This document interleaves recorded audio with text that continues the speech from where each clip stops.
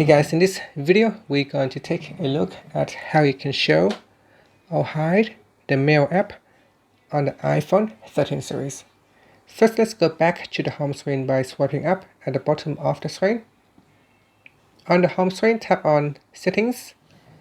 In Settings, go down and tap on Screen Time.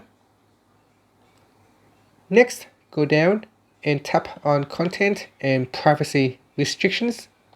In here, tap on Allow Apps, and then tap on the Mail toggle button to switch it off or switch it on.